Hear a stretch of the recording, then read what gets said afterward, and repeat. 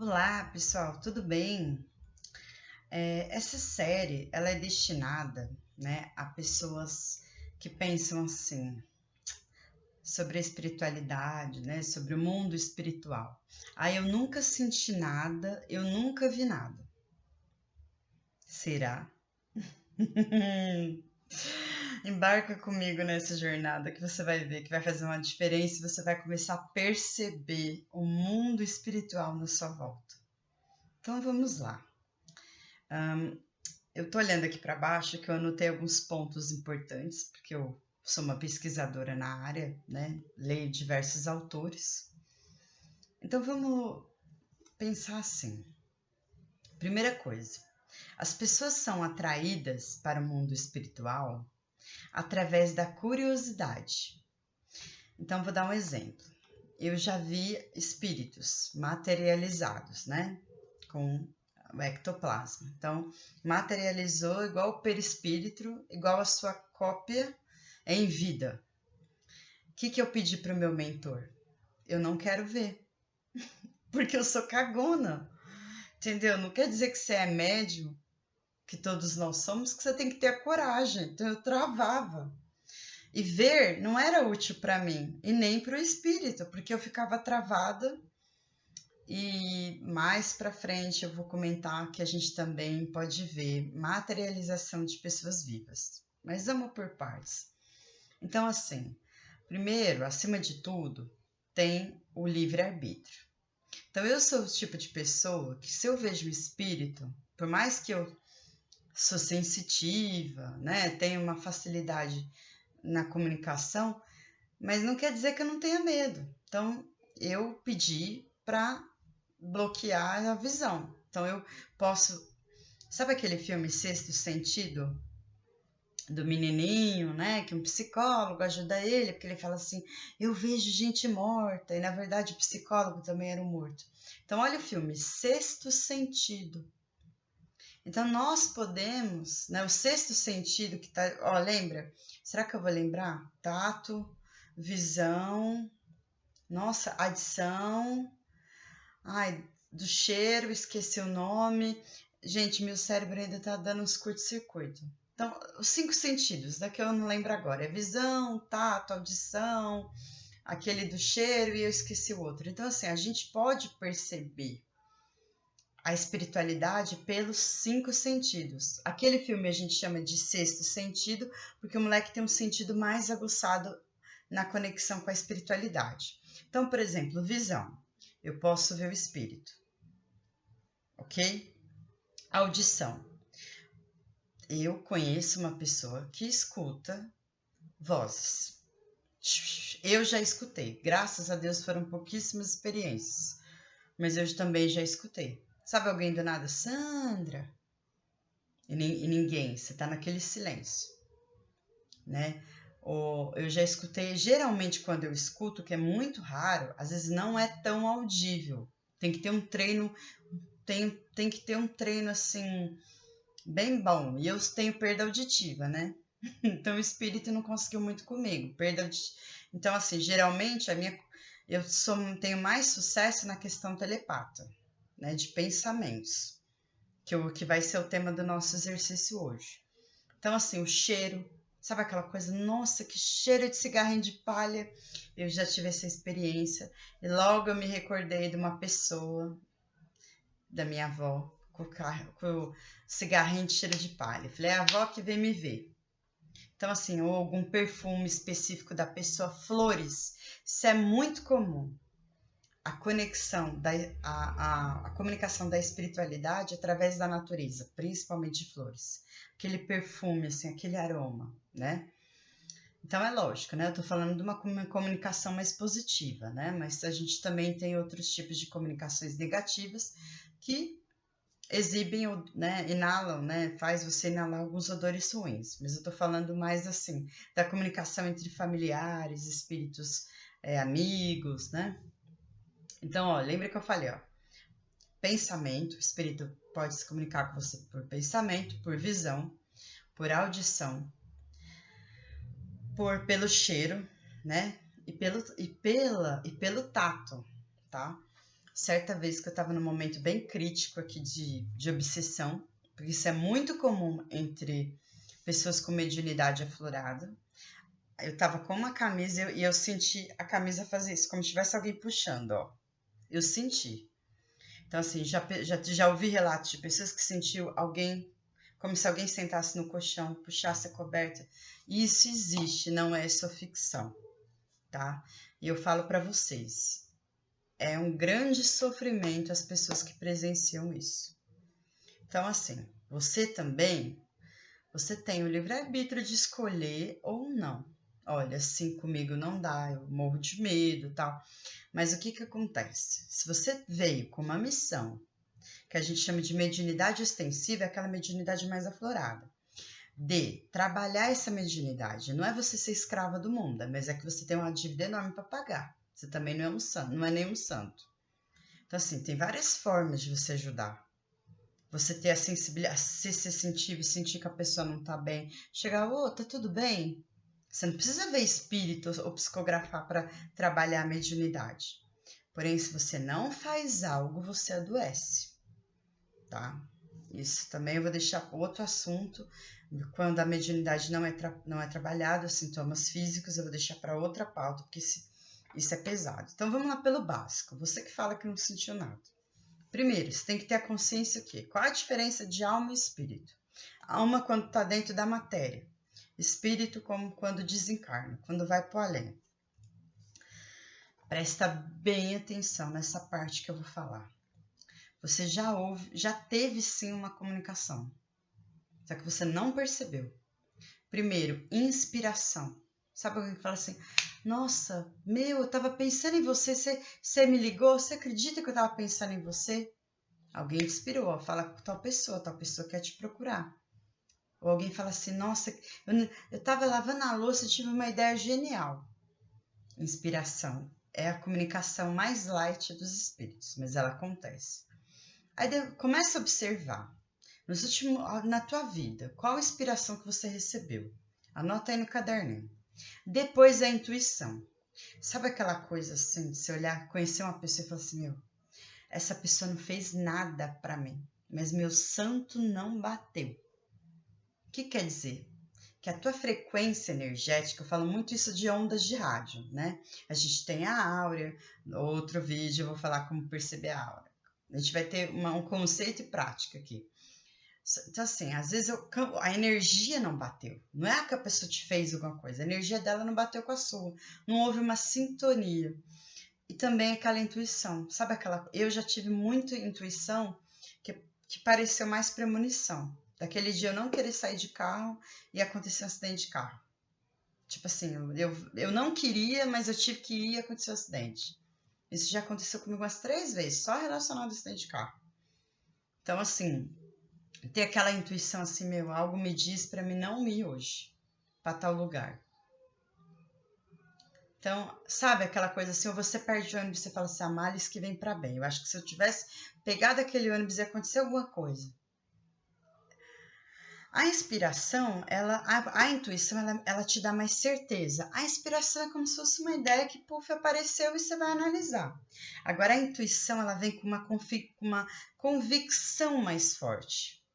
Então, é interessante você aprender essa diferença. Porque quando você consegue entender e trabalhando, isso é uma inspiração, isso é uma intuição, você vai desenvolver o quê?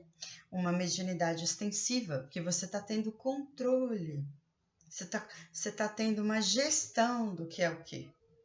Então, é como se fosse uma escada, inspiração, intuição, mediunidade ostensiva. A gente vê muita criança, né? Eu era sonâmbula, então tem alguns livros, mas isso não é assunto para agora, que trata até sonambulismo, pessoas com tendência à epilepsia, uma ligação com disfunções cerebrais, uma ligação com a mediunidade, mas principalmente o sonambulismo, ele entra, provavelmente essas pessoas têm uma habilidade maior em projeção astral. Né? Eurípides Barçanufo é uma referência no espiritismo e teve um relato que ele estava na sala de aula e ele meio que ficou meio em transe. E viram ele em espírito, em perispírito, porque ele não morreu, ele meio que se desdobrou o perispírito para dar uma informação e ajudar uma pessoa. Olha, fulano de tal tá precisando de ajuda. Raríssimo esses casos, mas é possível. Então, projeção astral, eu me projeto. Eu vou para astral, eu vou para outra dimensão, tá? E sonambulismo, ele geralmente trabalha com mais de uma consciência. Você tá dormindo, mas você tá tendo um sonho acordado, né? Você não fecha os olhos igual nos desenhos. Muitas vezes eu estava vivenciando algo e as pessoas falavam comigo e eu tinha um diálogo normal, só que eu estava em outra cena. Certa vez eu acordei e falei para minha irmã, vamos no cinema, eu tô te esperando. A gente combinou. E ela simplesmente me puxou e me levou para a cama. Pronto, né? Por que criança vê mais? Primeiro, a criança ela não está tão ligada à parte material, né? Então, assim, a criança ela é mais pura, né? Então, ela tem menos trauma, menos bloqueio, pelo menos deveria, né? Então, ela está mais conectada com a espiritualidade. Ela tem uma energia, um campo energético muito melhor. Então, ela tem a tendência de ver mais por causa disso. Então, assim, o que acontece? Outra coisa que atrapalha é quando, no início, eu era louca para psicografar. Louca. Já psicografei, mas parei por aí, porque meu mentor fala assim, olha, estuda, você não sabe nada, minha filha. Ele não falou nessa linguagem, eu que estou brincando, mas ele me deu uma orientação que eu tinha que estudar. E ele fez eu ler livros que eu já tinha lido. Ó, você tem que estudar de novo. Você leu, mas você não compreendeu. Então, eu não psicografo, mas já psicografei. E também é o ego. Então, assim, a psicografou. Então, tem coisas que eu, pelo menos, eu sinto que eu não devo trabalhar com a psicografia. Porque eu tenho a intuição que eu iria me tornar uma pessoa vaidosa. O ego. E insuflar meu ego pela vaidade. Então, eu prefiro 1000 vezes chegar num trabalho voluntário, varrer o chão, né? Ver se o banheiro tem papel higiênico. Porque eu sei que eu tenho uma vaidade e um ego lá em cima. Então, eu não posso psicografar. Porque, infelizmente, algumas pessoas veem a pessoa que psicografa como um deus, como uma divindade. E, às vezes, a pessoa tem até uma postura muito humilde. Não, eu só sou o instrumento. Mas eu não tenho estudo suficiente, então a vaidade iria me pegar. Resumidamente, eu iria me achar a última bolacha do pacote. Então, assim, quem tem tendência ao sonambulismo, os sonhos muito frequentes, até sequenciais, eu também já tive sonhos de vidas passadas em sequências, eu tenho uma habilidade de interpretar sonho através de arquétipo. Então, assim, faça um preparo antes do sono. Eu geralmente eu faço assim, e dá muito certo. Eu já indiquei essa forma para algumas pessoas. Eu lembro uma amiga minha que falava assim, eu queria tanto ter contato com a minha mãe. Falei, olha, faz essa técnica e vê o que dá, né? O que eu falava assim? Mentor espiritual, se possível, né? Humildade é tudo. Me leve para uma projeção astral, para que eu possa estudar, receber orientação, né? Para que eu receba uma informação útil para a minha evolução e também que eu seja útil para a humanidade. Então ela começou a fazer esse exercício e teve um encontro lindo com a mãe em sonho. Ela foi tão real que ela falou, não é um sonho, foi uma projeção astral, tá? Então vamos lá. A gente tem coisa. Contra fatos não há argumento. Na minha opinião, a Moisés psicografou. Entendeu? Mas enfim, não é melhor não discutir isso. Sensitivo e ambiente. A pessoa geralmente que é sensitiva, qual que é? Ela sente a energia do ambiente. É a mesma coisa de você sentir frio ou calor. Seu corpo está respondendo de acordo com aquele ambiente. Energeticamente, sua energia está respondendo de acordo com aquele ambiente. Então, por exemplo, uma pessoa sensitiva, você quer ver ela não se sentir bem andando numa 25 de março, andando num shopping lotado, num ambiente muito cheio, que ela não consegue acalmar a mente. Então, assim, tem que observar. Ou às vezes ela vai numa casa, tipo assim, a pessoa não tratou mal nem nada, até ofereceu um cafezinho, né? Mas ela fala assim, nossa senhora, não vejo a hora de ir embora. Não sei porquê, mas não vejo a hora de ir embora. Ela tá captando uma energia que não tá legal ali, entendeu? Por exemplo, no cemitério, tem gente que não suporta. mas é o local que eu me sinto mais em paz, eu me sinto conectada com a espiritualidade e o cemitério. Sou gótica? Não. Então, vai da sua frequência, né? Então, por exemplo, eu já tive algumas visões de... Cada um tem seu trabalho, né, gente, como médium. Então, às vezes você pode ter algumas visões para consolar. Eu já tive muito trabalho de consolar, de espíritos virem pedindo assim, olha, eu tô chateado, sabe aquela coisa? De você ver cena de crime, de você falar assim, olha, né, você sempre direciona, sentir uma presença de espírito sofredor. Eu, como sensitiva, é o que eu mais tenho de comum, além de obsessor. Obsessor é o quê?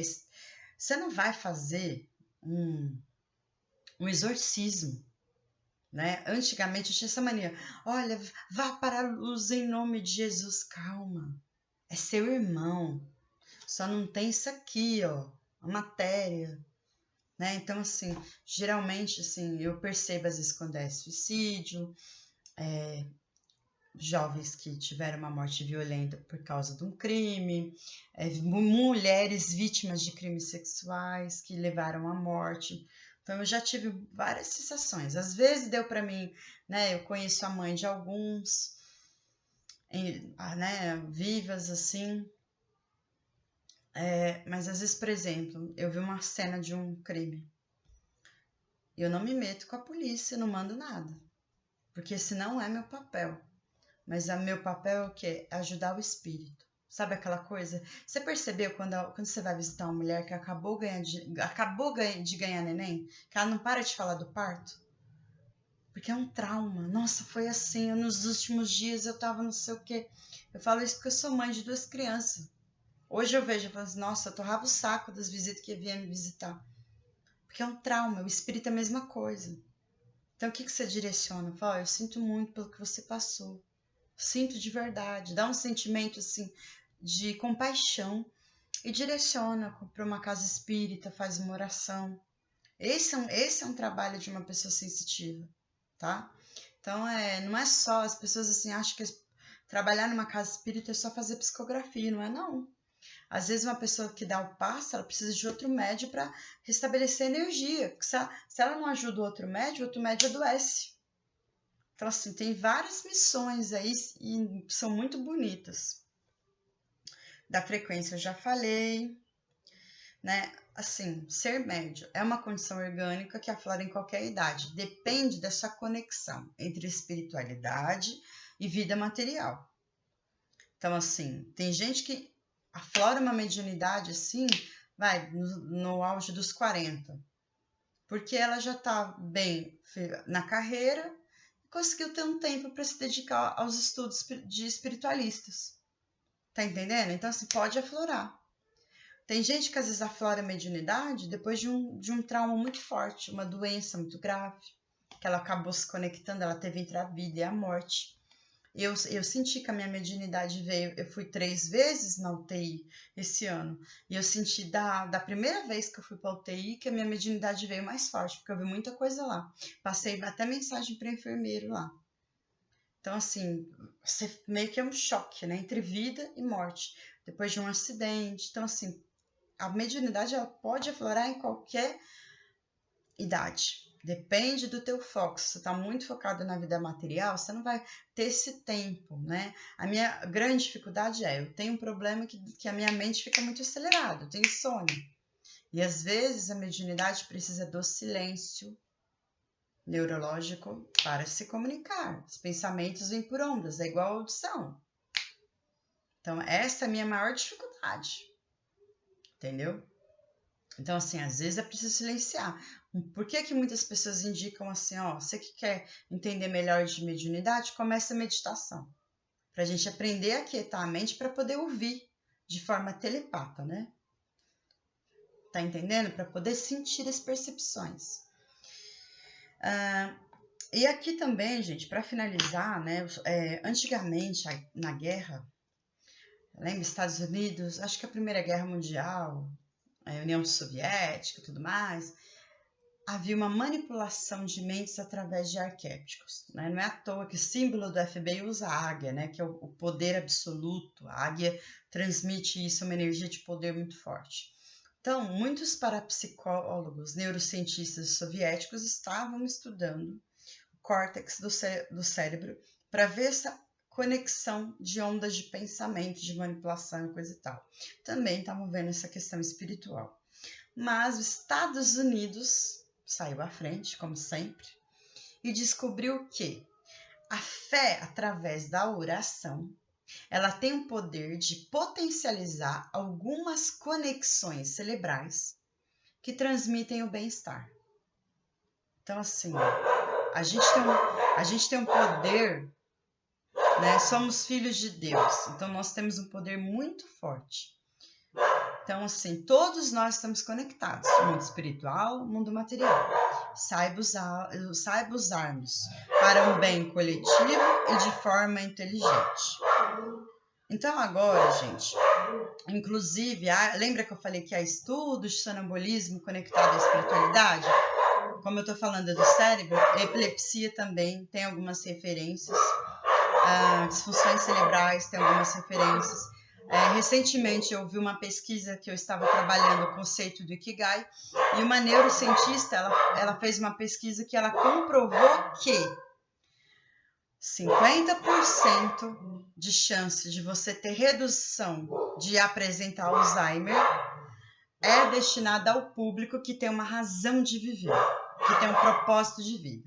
Então, ela fez uma pesquisa de idosos, inclusive há pesquisas relativas à esquizofrenia. Então, se você tem uma razão de viver, você tem 50% de chance a menos de desenvolver um Alzheimer. Então, está tendo muitas questões neurológicas ligadas à espiritualidade, comportamento. Então, a gente também, quando a gente fala de espiritismo, por exemplo, espiritualidade, a gente estuda religião, que a gente sempre fala de Deus, Jesus, filosofia, que é a sociedade, o comportamento humano, né? E a ciência, que é essas pesquisas da neurociência com os comportamentos, as conexões espirituais. Então, estamos avançando. Então, para finalizar essa parte desse tema sobrenatural, parte 1, entenda a mediunidade em você, você vai fazer um exercício. Lembra que eu falei? Entender o que é, sentir o que aconteceu com você, que é inspiração, sentir quando foi uma intuição. Nós temos várias consciências. Superego, na nossa psicologia, superego, que é aquele que fala assim, não faça isso, a sociedade não permite. Aquela voz interior. O ego, que é aquela coisa mais equilibrada, não, tem que trabalhar para conseguir alguma coisa na vida, né? Tem o que a gente chama de id, né? Que é uma coisa mais assim, mais infantil, né? Eu vou aprontar, sabe? Então a gente tem assim, uma consciência que dita as regras, a outra mais neutra e a outra mais infantil. Tanto que, hoje eu estava vendo uma reportagem na investigação criminal sobre um linchamento, e ela fala que quando as pessoas entram no linchamento, elas não vão averiguar, elas vão pegando a energia do outro. Então, neurologicamente, o superego não consegue agir, né? Porque você está se influenciando com a energia infantil do outro, você meio que se contamina. É difícil você conseguir ter o superego falando, não pode, porque o superego, ele se baseia nas regras da moral da sociedade. E se você tá num linchamento, que todo mundo fala assim, não, a pessoa tá errada, matou criança, não sei o quê, o seu superego não consegue agir. Porque ele age de acordo com a regra da sociedade. E você tá vendo uma sociedade ali querendo punir uma pessoa. Então, você vai meio no impulso, né? Então, a mente humana pode ou te ajudar ou pode te ferrar. Essa é a realidade. Então, você vai fazer um exercício assim. Como eu vou distinguir quando é meu pensamento e quando não é? Quando é uma inspiração de um mentor ou de um amigo espiritual ou até mesmo de um familiar querendo se comunicar. Eu quero que você faça esse exercício todo dia. Mas analise, estuda, também observa. Lembre-se que toda experiência científica ela é baseada no quê? Na experiência empírica, na vivência. Então, o que você vai fazer? Você vai fazer assim, chocolate. vai vir na mente o desenho de chocolate. Esse é um pensamento seu. Você vai falar assim, pudim de leite. Vai vir um pudim de leite. Vai fazendo esse exercício. E se aquieta.